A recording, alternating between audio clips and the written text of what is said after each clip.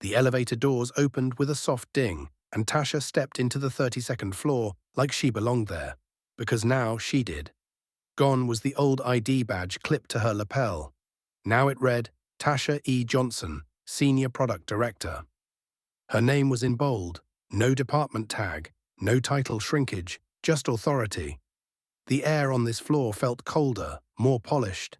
The marble floors glistened. The logo behind the receptionist's desk was backlit in gold. Even the lighting was different here, softer, more expensive. She adjusted the strap of her handbag, squared her shoulders, and walked across the floor as the receptionist glanced up. No hesitation this time, no triple-checking the name, just a nod. "Welcome back, Ms. Johnson." Back. As if she'd never left. As if this return wasn't different from the last. As if this time she wasn't stepping into a space most people like her never reached. 3 months had passed since the retreat, since that table, the one where she'd been placed at the far end. Ignored, observed, dismissed. That table had changed everything. She could still hear her own voice echoing across that final pitch room. Could still remember the CEO's eyes, wide with surprise, then focused with respect. He'd said one thing to her before leaving that retreat. "We need more of this." And now she was here, promoted, elevated, visible. But something in her stomach still coiled tight. She didn't trust the silence. Tasha's new office had floor-to-ceiling windows overlooking the city. Below, cars moved like ants in orderly chaos. She dropped her bag, sat in the ergonomic chair, and spun slowly to take it all in. Her phone buzzed. A message from HR. "Welcome back, leadership luncheon at 12 p.m. Boardroom A." The boardroom, not the open-floor culture area, not the creative lounge. Boardroom A, where numbers were sharp, voices sharper, and smiles thinner. Tasha exhaled. "Let's go then." She arrived early. The long glass table was already set. Water bottles, notepads, pens aligned like soldiers. The chairs were matte black leather. Abstract art filled the walls. There were no windows in here, no outside light, just strategy and silence.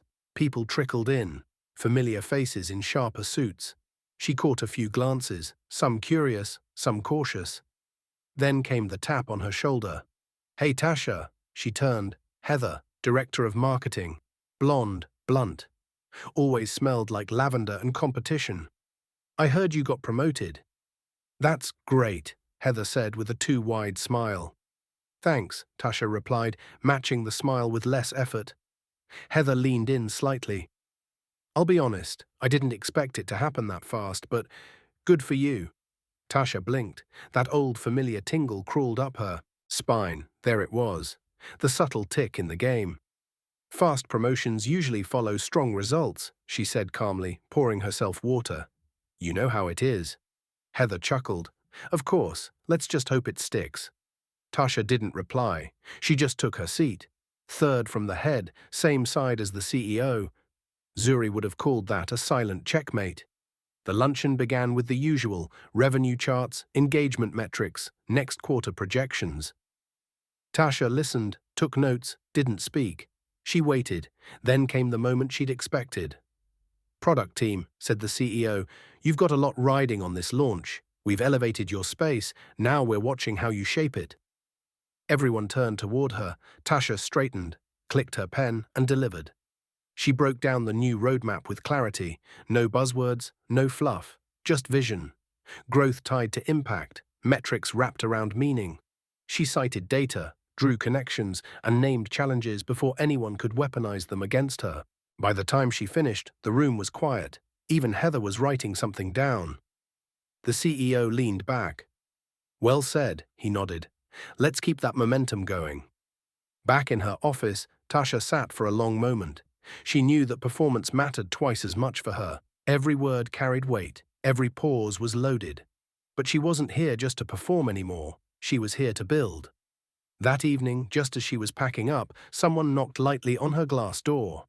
"Can I come in?"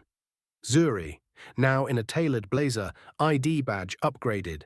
Full time, full glow. "Of course," Tasha smiled. "Look at you."